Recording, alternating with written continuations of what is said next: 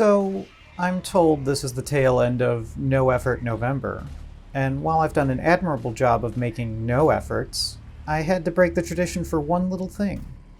I sort of wanted to explain my continuing absence apart from just general working life, and so I've prepared for you my hot take on Resident Evil 4 VR. Now, I have a lot of frustrations with this game. The first and foremost annoyance I have is that I can't legally play this without spending hundreds of dollars on Facebook or Meta branded crap that will be outdated by next year. For what it's worth, this footage looks grainy because it was taken with streams of the game running on an Oculus Quest 1, a platform which is not technically supported.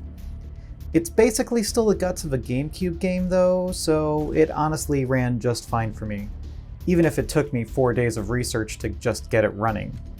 Now, my second annoyance is more generally with the inconsistent VR-ing of the thing.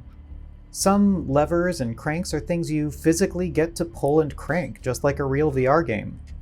Yet other things are cutscenes that you watch play out on a magical movie screen that appears in the Negaverse. You will not get to have a real knife-parrying encounter with Krauser, sadly, and will just find yourself waggling controllers like you're back on the Wii.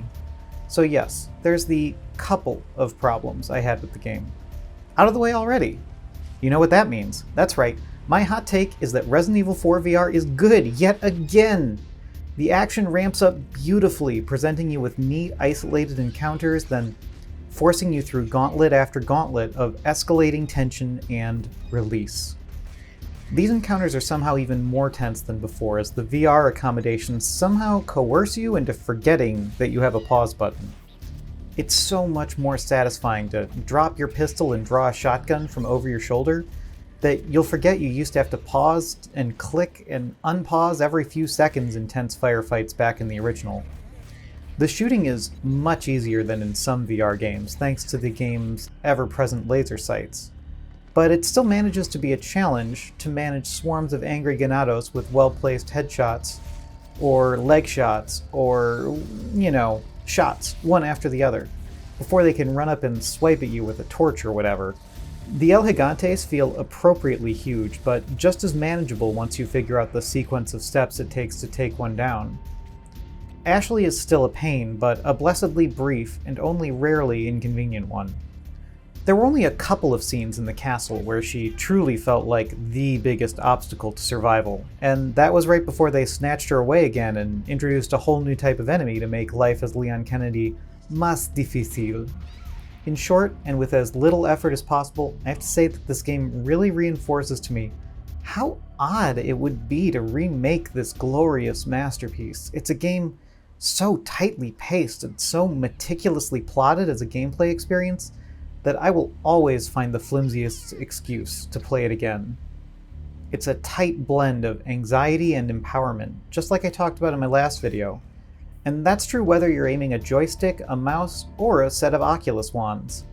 Leon Kennedy's magic knife and guns let you feel like either a scared wimp or a vicious madman, depending on how many Ganados are rushing you down. And all that is as it should be. Could the game use a higher resolution and maybe a few tweaks to the dynamic difficulty? Sure, but it's not going to make or break the simple joy of leaning over a Ganado and teabagging him madly with your knife out, or of making the PopCap figures kiss.